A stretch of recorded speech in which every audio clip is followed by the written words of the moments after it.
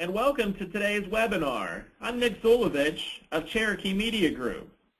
In today's webinar, titled Close More Deals and Negotiate Less, we're going to learn more about this topic from Stu Zalad and Jim Dodd from NADA Used Car Guide.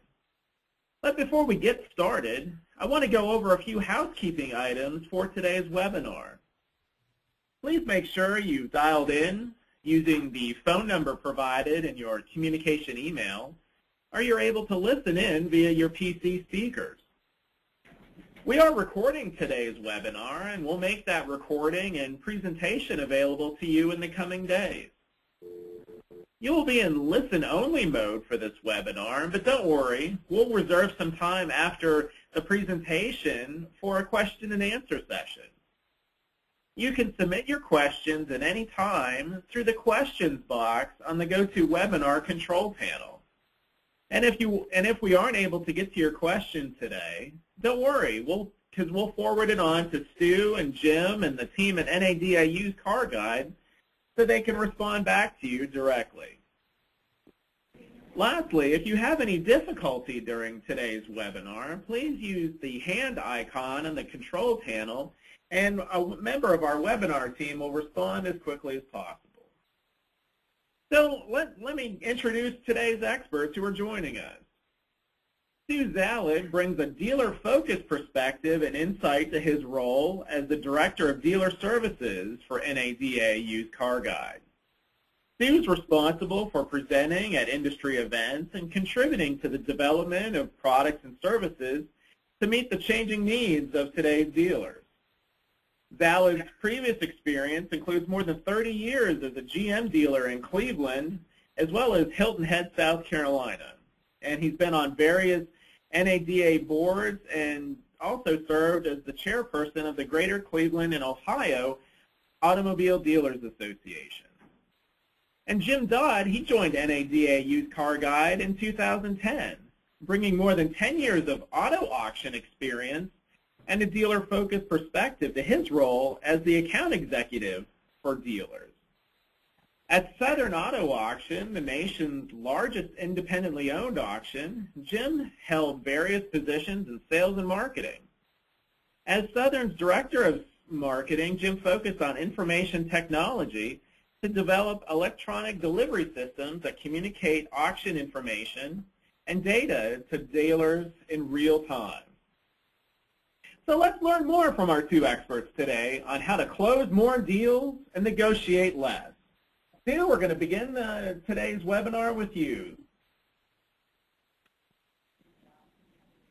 Nick, thanks a lot for having us today and allowing Jim and I to give the audience a chance to maybe reflect on a little different way of pursuing this ever-changing business that we all live in today. And you said it very well in the introduction. It is an ever-changing world that we all live in, and a big part of what we see as both an opportunity for dealers as well as a challenge is how they look at and how they appraise and how they present that appraisal to the consumer. And I think if in fact they will take a look at the solution that we have sort of outlined here today, you're going to find that it's going to be most helpful and also profitable to you in the long run. What I'd like to do real quickly is kind of just give you an outline of what we intend to do today. And we want to talk about first how much the car buying process has changed, where consumers see tremendous amounts of pain still exist. And of course, obviously, the biggest thing is what's in it for the dealer. And also, how to close deals with less negotiation. And I would think everybody here today would agree that if you are successful in that approach, you're going to maintain and retain more gross profit over the term of both the new car sale and the used car sale, because every time you have to add value to a trade-in to create that deal, it reduces that profit opportunity either on the used car side when you go to resell that car, or you take some of the goods away from the new car.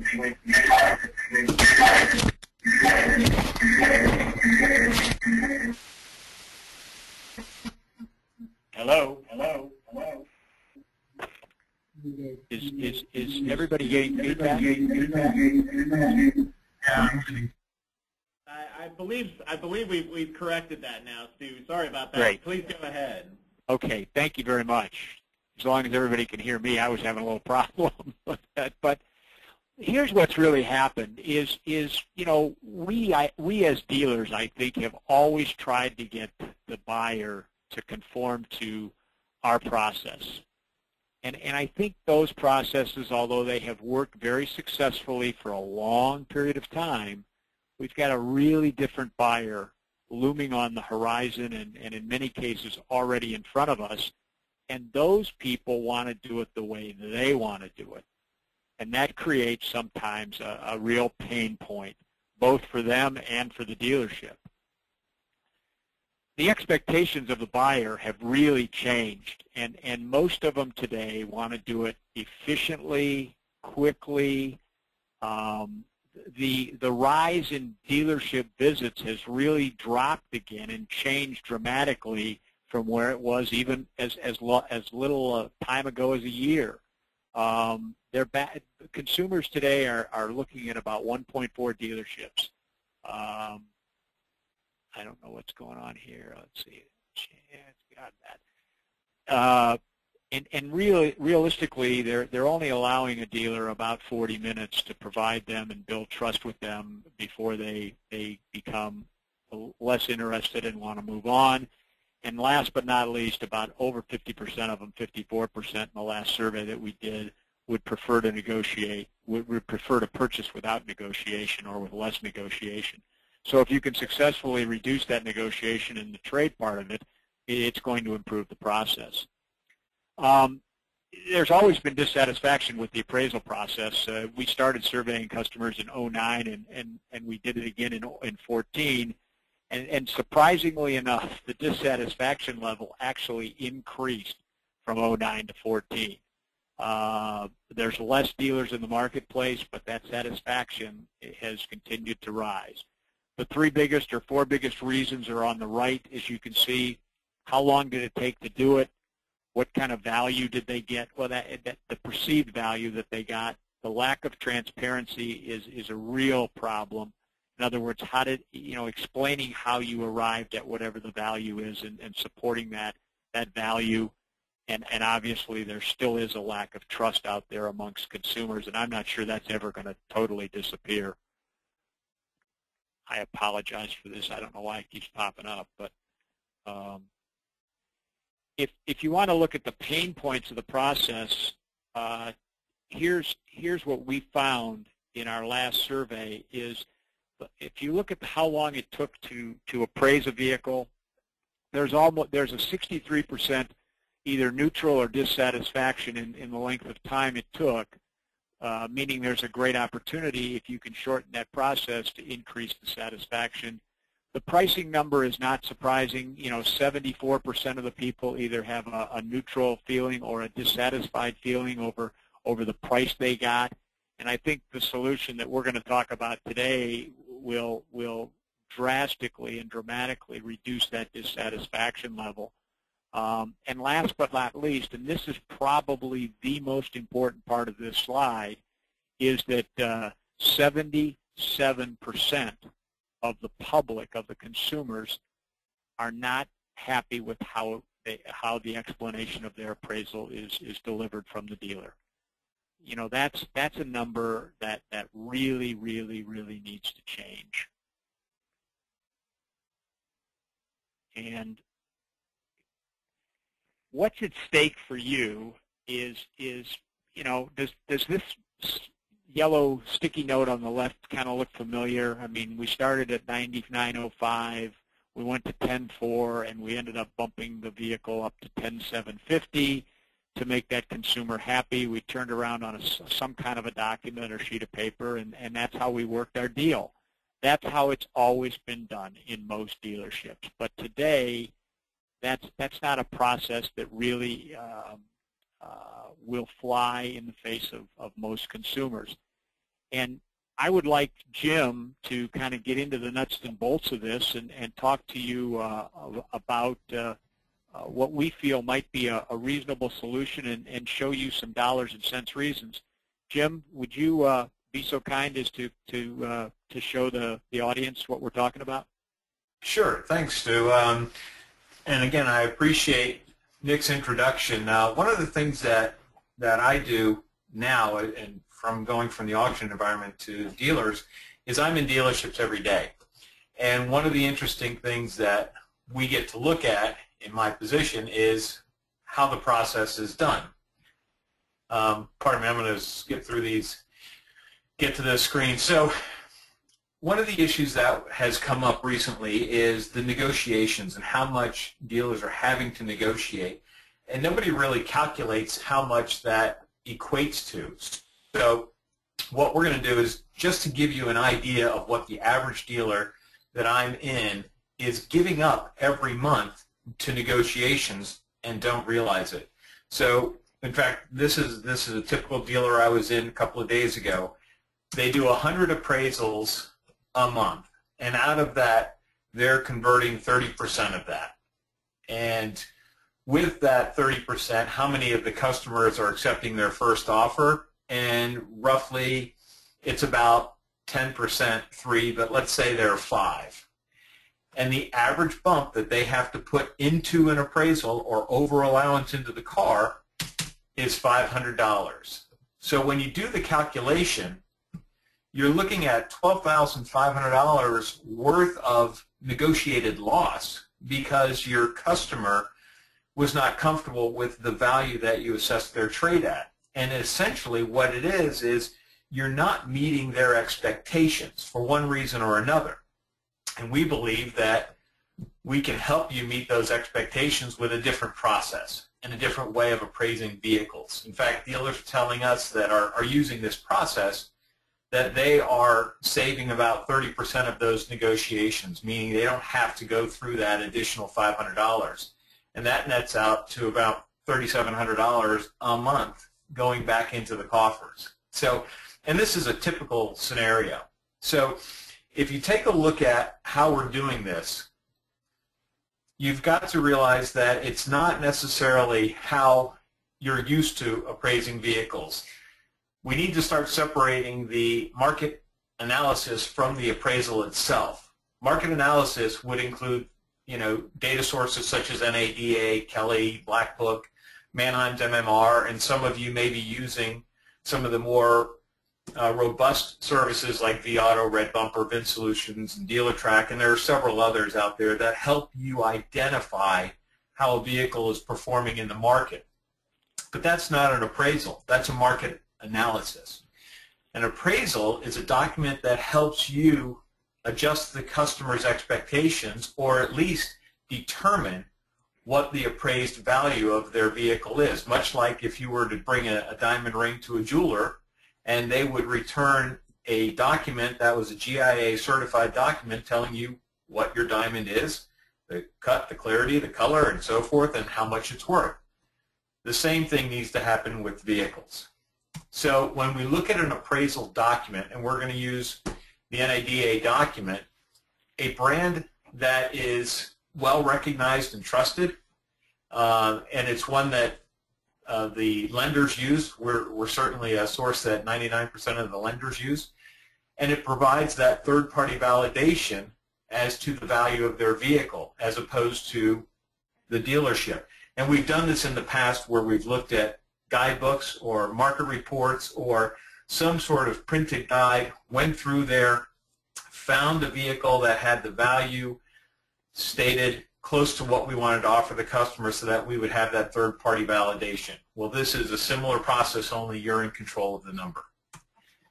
A full description of the vehicle, including aftermarket options and other installed options on it, along with an image of the vehicle and the value associated with it. Much like the way that we do retail for vehicles today, we put a car out there on the internet, has a picture of a car and the value of the car right next to it. The same scenario with an appraisal document helps qualify that value. Condition detail, again, this is the clarity that consumers are looking for. When you look at that 74%, or I think it was 75% of the consumers are dissatisfied with the explanation that they receive. This allows you to clearly identify how the condition of the vehicle adjusts the value or their perceived value of their vehicle. So full detail in that and disclosure helps aid in that process. And then associating the adjusted value to that condition, clearly identifying here's how the number is derived. Again, consumers are looking more for an education of how their vehicle is valued as opposed to the sticky note of, well, if I go in there, you'll hit me with a number, and then I'll balk at that number, and you'll come back at another number. And now we're forcing our consumer to negotiate when we know 54% of them do not want to negotiate. And then if you need further validation, you certainly have the other resources within our product that you can tap into. Let's say Manheim supports the $21,000 value of this vehicle, so I'm going to attach that as further validation. Now, the consumer may not recognize Manheim, but again, it's another way that you can say this vehicle, based on its condition and what it would sell for at the auction, is worth $21,000. So our whole intent here is to allow you the ability to stand by that appraisal and to adjust that customer's expectations to what the value of the vehicle is in your market. And by giving you control of how that vehicle is valued allows you to leverage our third-party branding, the NADA brand, into the value. And let me show you, there were a couple of them that I have recently done. A couple of days ago I was in a dealership, a Ford dealership, and this is one that we worked on together. And let me just open it up and kind of show you how this functions. So we have a vehicle in here that we've decoded with our VIN decode. We've added an image of the vehicle so that it would apply to the appraisal. And then we went and we looked at the market analytics. Now, the market analytics are going to be based on your region or your location, and this happens to be out of Virginia. And it allows me to identify how that vehicle is performing in the market. So whether you're using this set of analytics or a vAuto or a Dealertrack or an AAX or whatever you're using to identify the vehicle's potential is fine. Our job is to help you get your customer to agree to that value. So when we identified this vehicle, and let's say our number is somewhere around $4,000, we can go into our adjustments and we can adjust from an NADA value and adjust for the condition of the vehicle. And in this case, we adjusted for the check engine light, we adjusted for the body's dents and scratches, and we took some images for our own internal use. We went into the wheels and tires and realized that there's road rash and worn, and we had to adjust for that. And we also found a Carfax report that indicated an accident and the adjusted or diminished value that Carfax associated with that. So what we've done is effectively adjusted the value down to $2,637 and can now present the customer a detailed appraisal that indicates what the value of their vehicle is and why the vehicle is valued at that. Now, most consumers may have walked into that dealership expecting their vehicle to be worth somewhere around $6,000, and it clearly indicates that here that the NADA value would be around $6,000. However, because of the vehicle's condition detailed in the condition detail, that value has been adjusted downward. Now, when we did this appraisal for the consumer did have an expectation. It was a little higher. It was $6,500. But we did effectively bring them down to $2,600 on their vehicle and was able to have the dealer move the deal forward with the customer comfortable that they had a true value for their vehicle. And by being able to explain why this adjustment was made. These were all things that the customer fully understood, all the way down to the airbags and had been deployed and the check engine light was on, and all of these things were already qualified with the customer, and they understood that the adjustments were because of the condition. And that's the whole point.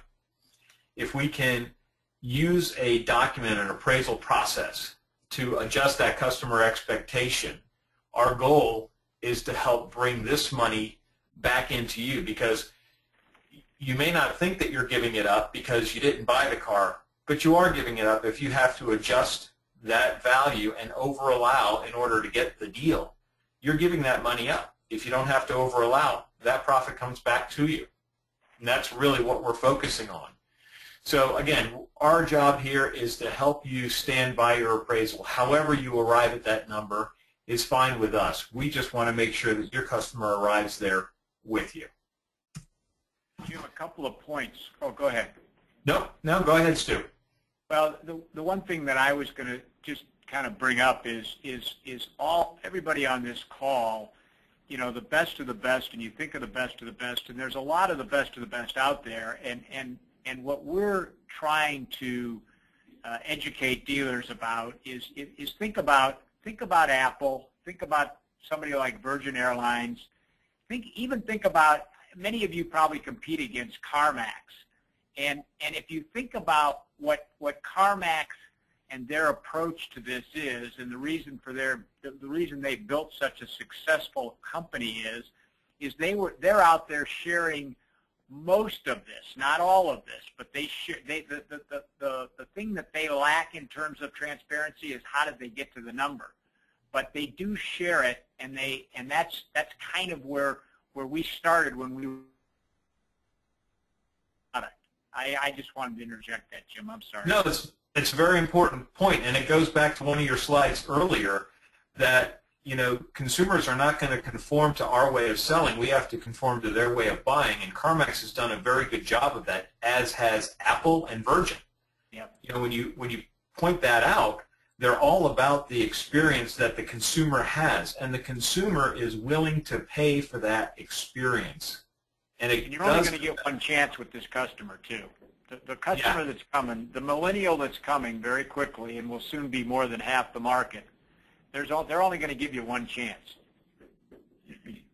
I think you'll see that now. In fact, I was in a Toyota store this morning, and we were talking about that, and he kind of shook his head when I said, how often have you been here where a customer is sitting on their mobile device while you're putting a number together, and when they're not happy with the number, they get up and walk out? And he said, it happened yesterday. I said, well, that's... Yeah, I was talking to a dealer in Oklahoma, a large dealer in Oklahoma, exactly the same thing. He said every person that walks through his store is on a phone. Yeah. So it really all boils down to we have to have processes in place that aid the customer in a better experience. And by doing so, we've identified the appraisal portion of a sales cycle. Now, dealers have been doing this for years. They've been focusing on the web and focusing on BDCs and focusing on different ways to attract the consumer in. But they haven't focused on, when I've got the consumer here, how do I meet their expectations? And they've done a little bit with some of their service centers have TVs in them now, and they're making them more comfortable. But that's after you've got the sale. How do you make that customer comfortable in the sales process? And the old school way of doing the appraisal of sit here, we'll go take a look at your car, we'll come back with a value, and during that time, you can have high anxiety, and you already have a preconceived notion what that car is worth, and when we don't meet it, you're angered, and in some cases, you get up and walk out, and you just don't want to deal with that process anymore. And that happens more and more frequently today. That's unfortunate, but that's where we're really driving, is to get a process for dealers that's easy to use, easy to allow you to adjust that customer expectation to get the car for what it is worth. That makes you more profitable on the front end and the back end.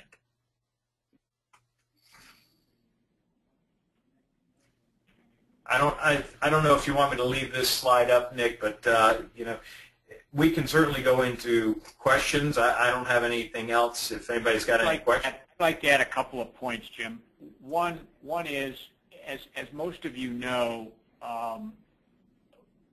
sometimes the customer doesn't necessarily buy the car and then does return at some point in time later on.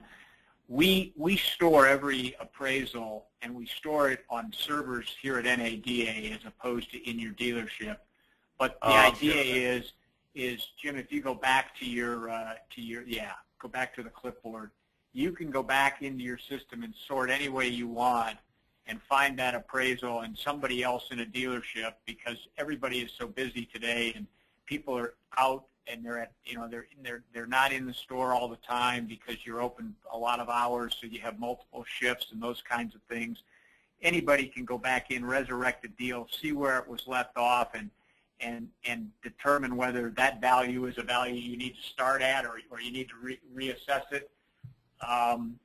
So it's a really, again, let's go back to the fact that the consumer is unhappy with the time it takes.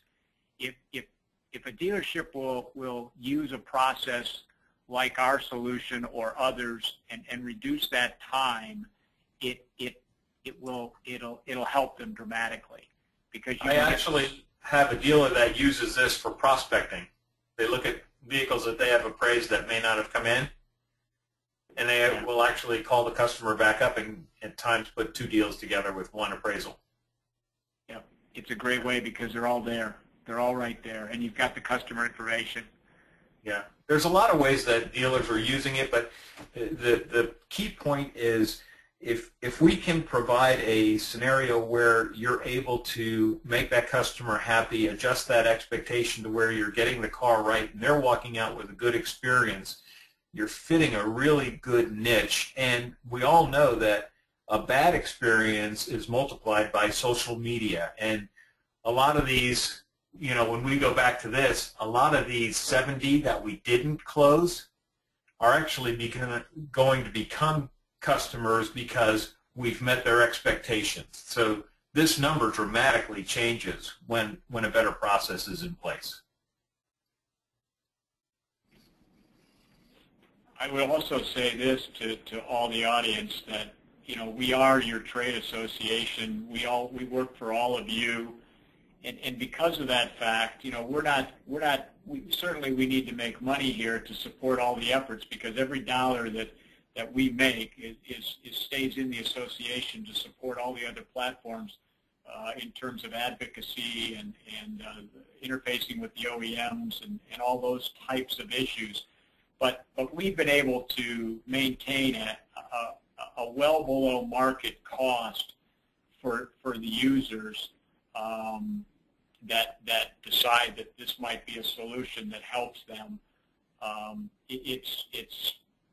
We do it at the right price for the right reasons, and I think that's something that sort of sets us apart from some of the other people in the marketplace. Yeah. Great presentation and information, gentlemen.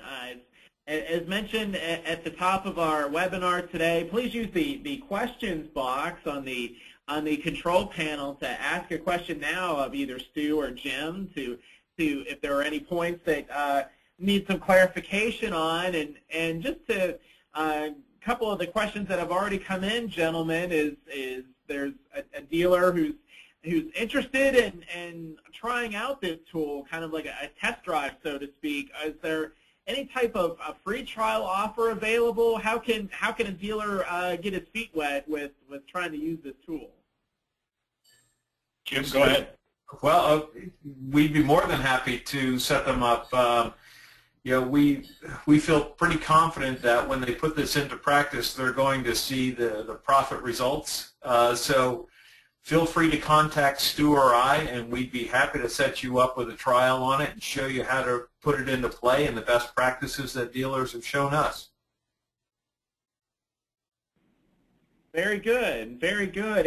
And a point might have touched on already, but just to reiterate, can there be multiple users at one dealership to use this tool? Absolutely. We Yeah, have restrictions on users. In fact, in the real world, you can have multiple people doing different tasks within the tool at the same time. Because of the time, we didn't obviously spend a lot of time on the product because that's not what we're here to do. We're here to talk about educating everybody about a better way to do it. But our solution allows multiple users. Somebody can be putting in vehicle information. Somebody else could be looking at the market summary if they know what the vehicle is. You can do all sorts of things. Somebody can walk the car. We have a scanner that's involved as well, so you can scan a VIN and pre-populate stuff. You can provide a lot of times the salesperson remains with the customer and somebody else goes to do the appraisal. And we have a checklist included in our product that kind of walks through some very important questions that the appraiser then could look at. The salesperson could garner that information, and then the appraiser could take a look at that. Because let's face it, if you don't have both sets of keys and you don't have the owner's manuals, some of these cars, that's a huge deduct. Yeah, that's a good point. I mean, one of the things that we didn't get into is you have different functionality depending upon how the operations are in your dealership. And, we know that sales provides a function and the general manager and the used car manager provides a different function. So you have different people that are going to perform different functions within an appraisal. So this allows you to restrict that access. This is that checklist that Stu was referring to. But it's a great way to engage the customer and keep them active in the process, which is going to gain their trust as well. Very good, very good. And just to clarify, mentions how much dealers are on the move nowadays. Is there a mobile version of the tool? How can dealers take advantage of that capability? Yeah, there's a mobile application that's available on the iTunes store. It's formatted for both phone and for tablet. It's certainly optimized for tablet because we know the OEMs are starting to drive dealers towards the use of that. The main reason is you can hand the tablet over to the consumer and you can have some interaction with them utilizing a platform that they're comfortable and have a lot of trust in. So when we went to developing this, we realized that some dealers are not going to want to print off a document and hand it to a customer. They may want to show it to them electronically on their desktop or on a platform like a tablet. So yeah, we also available on the Google platform as well. Right. Yeah. So you've got both Android and Apple. Yeah. Very good. Very good. Well, that's good information to know.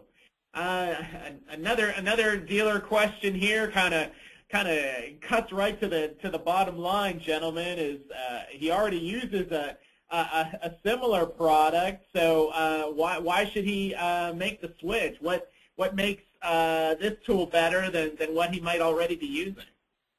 I don't necessarily think he needs to switch, but if you go back, Jim, go back to that slide with the comparisons. If he's already using, Nick, if he's already using something that he's happy with or that provides him with what he thinks he needs, we can actually provide him with a solution for about $100 a month that still does what probably his current offering does not, and that's create that customer-facing document to validate how he got to the number. We have two versions of this tool. One is, obviously, is with all the market analytics if you want that, but the other one just is the adjustments, our weekly auction value, so your market comparison, put the market comparison down, Jim, just so we can explain it. You would get the NADA values, the rough trade, the weekly auction, the clean loan, and the clean retail, as well as the other two, the clean trade and the average trade, and then our weekly auction values. That's what you would see. You would not see the other partner data, which is the Manheim, the Auto Trader asking price, the J.D. Power transactional price data, and the vAuto days supply data. Those pieces of the puzzle would not be there because if you're using something, you probably have some access to that type of information, and if you like it, great. If not, you can buy it from us. But our solution then becomes for $1,200 a year, basically, $100 a month, you can actually solve the biggest part of the educational problem, doing it faster, creating a better experience, a more transparent experience, and what will happen is you'll negotiate far less to get to your deal. Does that make sense? This is something that again I rely on the dealer experiences, but one dealer that I have uses this because they have a policy that they want to take a car in at, let's say, $500 behind loan. So when they do all of their adjustments and they're looking at this number, they drop this window down to see how far am I above or below loan. You know, and it's just one of the ways that they're using it. But I think going back to Stu's comment, the whole goal here is, you know, if we can avoid those negotiations and return that money to the profit side of your business as opposed to negotiating it away just to make the customer feel comfortable, that's a win-win. Most definitely, most definitely. And again, if you have questions for either Stu or Jim, please use the questions box on the GoToWebinar control panel, and maybe approaching it from a little different perspective. Here at Cherokee Media Group, our properties, auto remarketing and subprime auto finance news, we keep hearing and reporting about how dealers are trying to shave time off the entire process to make get a deal done and complete delivery all within about a 60 minutes span, if at all possible, since folks are uncomfortable, as you articulated, being in the dealership for quite a long time. Just from that perspective, how can the tool really help shave that time down so there's not the back and forth in that part of the process? Well, a lot of the back and forth is because of the process, which is the time-consuming part of it. If you've got integration between sales and general managers and used car managers and everybody is working on an appraisal simultaneously, that will expedite it in itself. But having the functionality of mobile and desktop being able to coordinate that effort is the critical element. And then making it so simple, because we know that adjustments are predicated on buckets of conditions. So having it easy for them to either push it with their finger or click it with the mouse, however it is, will expedite that process much faster. Plus, when your analytics, I mean, if they're using some of those robust analytics like vAuto and Dealertrack and those, they can have a number quickly. Where the slowdown comes is that the salesperson gets the number from them, walks back to the customer disagrees, the salesman goes back, waits in line, gets another number, and back and forth and back and forth. That's what's time-consuming. If you go back with a document that you can validate the number with, educate the customer, make them feel comfortable, you may eliminate that back and forth, or you may reduce it to one more trip. Very good explanation, Jim. Thank you. Another dealer question that's come in.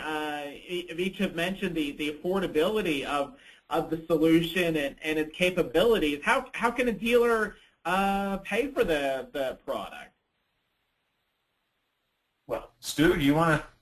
Sure. You can, Nick. There's two ways to pay for either one of the two solutions.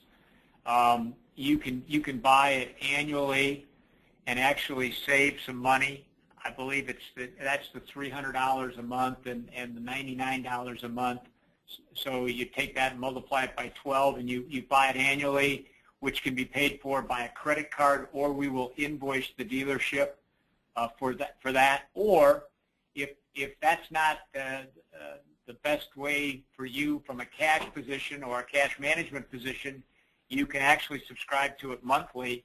We do ask, though, that if you do buy it monthly, that you do put it on a credit card, and what we do is once a month we bill that card. It goes up $50 a month or $600 a year, so it goes up to $4,200 from $3,600 if you buy it monthly, if you buy the full solution, and the other solution goes to $125 a month from the $99 a month. So we have a lot of flexibility, and it's just up to the dealer to select which best fits his situation. They also have the ability, if they use AutoCheck or Carfax, we didn't get into that, but if they use either of those services, they can embed it in the appraisal tool so that they can pull that report while working on the deal itself or on the appraisal itself. Again, and the more we can consolidate all of the things that dealers look at in order to value that vehicle, the faster we can process the appraisal. Right. Excellent, excellent. Great information, recommendations here from Stu Zalad and Jim Dodd of NADA Used Car Guide and their solution to help smooth out the appraisal process. I guess here, gentlemen, in our final moments here, as dealers, we're all in the heat of the fourth quarter of the year. Just each of you take a turn. Maybe Jim, will start with you, and then Stu, if you could close us out.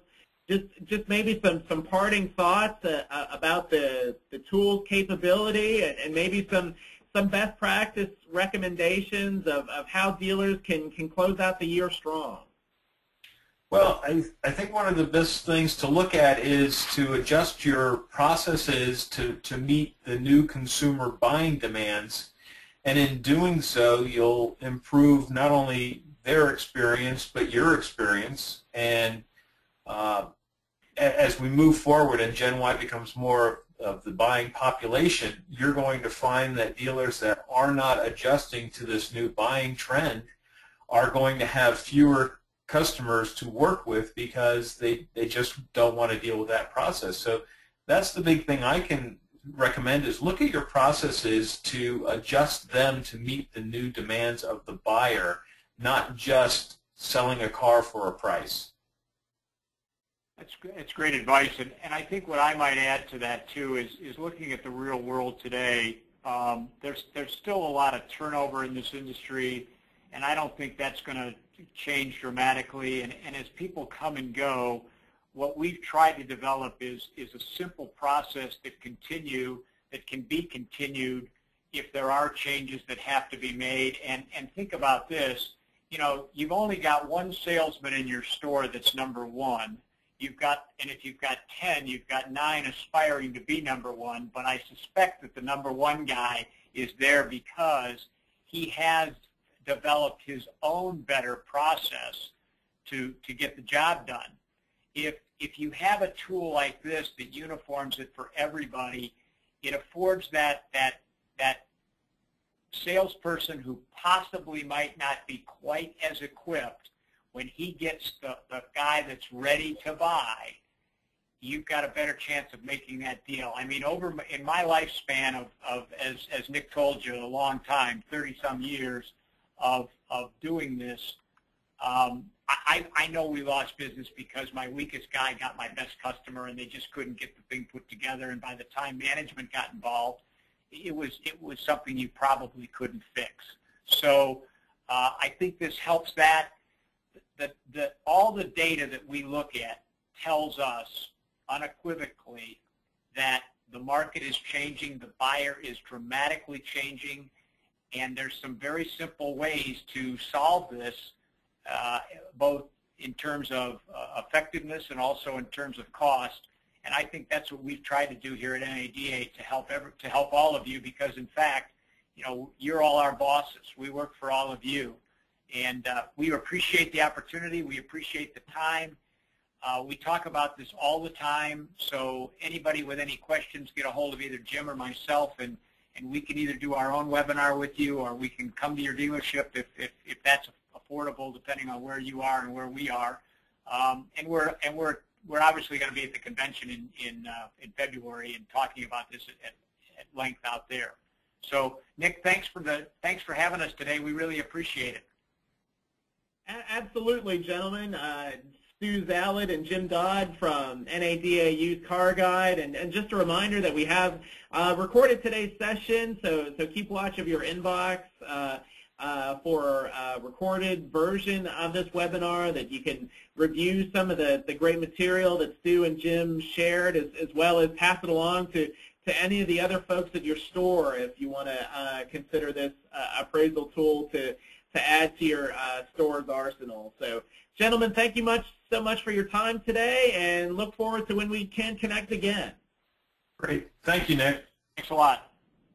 All right. Thank you again for joining us. Bye-bye. Bye now.